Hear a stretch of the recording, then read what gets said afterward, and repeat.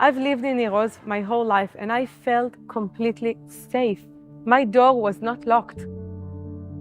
It was not locked.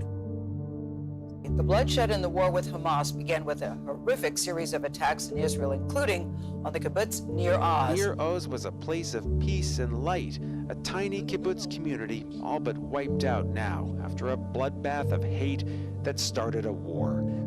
At that time, my safe room wasn't ready for anything like that. So we made a plan that if he can't hold the door, if they're coming in huge numbers and he can't, if they shoot the door, he will take the weapon and shoot us. And it's very hard, but I would have preferred that on being in Gaza right now. At that time, I realized that my dad died. They killed him. He was in his safe room with my mom, and he was a strong man. He was fighting with them. Like, he held the door and they tried to open the door, and they opened the door and shot him. It just opened this much and shot him, luckily, in the chest, like he died instantly. It's funny that the first question I asked my mom, like, was it quick? And did they take the body? Because we know they took bodies. And I thought to myself, like, he wouldn't want that. And I was very, it's hard, I was relieved that he died quickly and that they left him there. Like, we could bury him, we could respect him. Like, a lot of the people around me, they don't know where the bodies are. They don't know if they're alive. And some of them we do, we know they took bodies. Just to humiliate us. They don't have anything to do with the bodies. Israel says about a quarter of the residents of this kibbutz were either massacred or taken hostage by Hamas militants.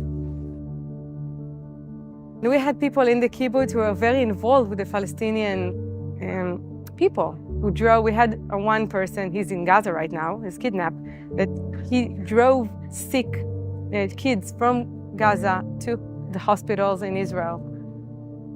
We're a very peace-loving community. Like, the country, they always make fun of us, that we're very, like, people-loving and we want peace. And in Israel, not everyone feels the same, but we don't feel the same anymore.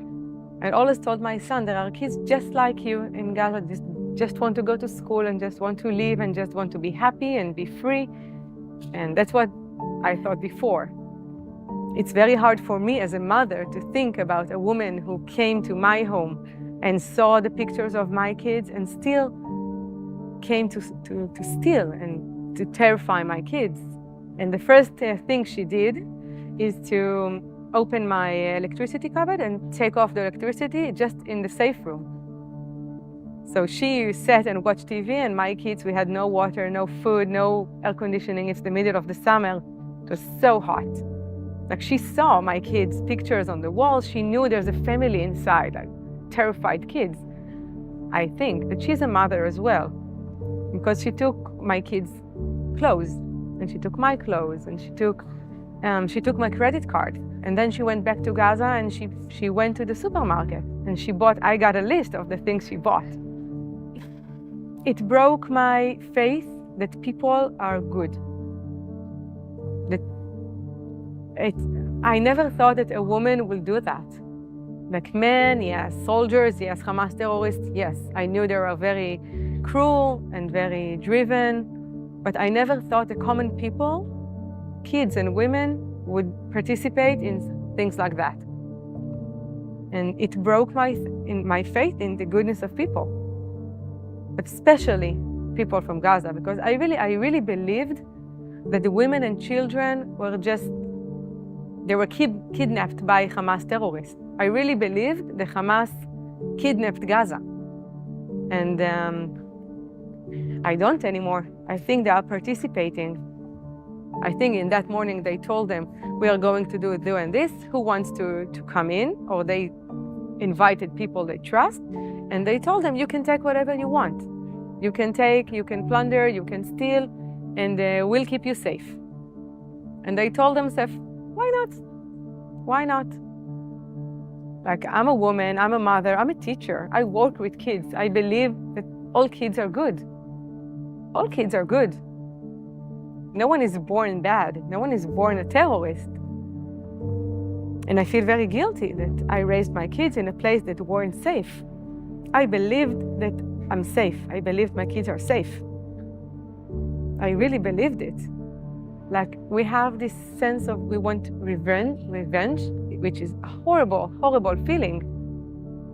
But I find myself showing my son's video of houses being bombed in Gaza because I want to show him that Israel is still strong. I want to show him that the army is strong, that someone is protecting us because he doesn't feel it anymore. And something in this faith was broken. It is broken. We don't believe in anyone anymore. We don't believe in the country. We don't believe in the army. We don't believe in ourselves. We don't believe in Gaza. We don't believe in the world. We don't believe in anyone who will come to help us. And it's like everything we believed was shattered in that moment. I don't want Hamas to exist anymore. I want the normal, the good people in Gaza to rule. I want someone who my country can talk to. And right now it sounds like it will never happen, but now we're concentrating on grieving and dealing with the kids. My kids, they have nightmares, they don't eat, they lost a lot. Not just my dad, they shot my dog and they lost a lot of friends, and I lost a lot of friends and a lot of pupils. A lot of my pupils died or they lost their parents. And I try to concentrate on not falling to the revenge that we feel like we want revenge. I'm trying not to focus on that because it's not healthy. It's not going to help my kids. Nowhere is safe in the world. Like, Israel is the safest place for Jews. That's what I believe. And it's very hard. I decided, even in the safe room, I told them everything that's going on. I told them there are bad people in the kibbutz, but daddy is looking after you and mommy is looking after you, and we're strong and we're together. I told them about all the friends that died, and I told them about the dog. They were very sad about the dog. And my father, we have, since we came here, we have a ceremony. Every evening at 8, we tell a funny story about my dad. Just to keep him alive, and I tell them that he's thinking about them, and they see stars in the sky, and they say, oh, that's Grandpa saying hello, and they saw a dolphin, and say, oh, Grandpa sent us the dolphin, and like, they're young enough to still believe that he's here with them. My son, he asked me to call his friends from school, and I called, and it was like, when they answered, I said, okay, you're alive. And then I called one of his best friends, and his mother answered, and she said, listen, he died. And I had to tell him, okay, they need to know. They can't live in a world like, I don't want him to tell himself stories. I want him to know the truth, and I want him to have hope. Like, I keep telling him, we are strong and we're safe here. He doesn't think he's safe here in Eilat. Like, we went, they took him to watch stars with telescopes, and he kept looking. I said, what are you looking for? He said, terrorists. And I can't say I'm not afraid as well. I sit, and from my hotel room, I see an amazing view of the ocean and Jordan. And I think to myself, can they come? Are we safe here? And my husband said, yes, we're safe. You said that about Niroz as well. Like, we don't feel 100% safe because what happened.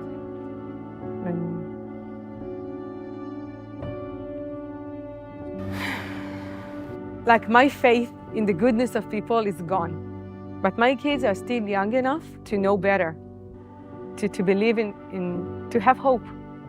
To have hope.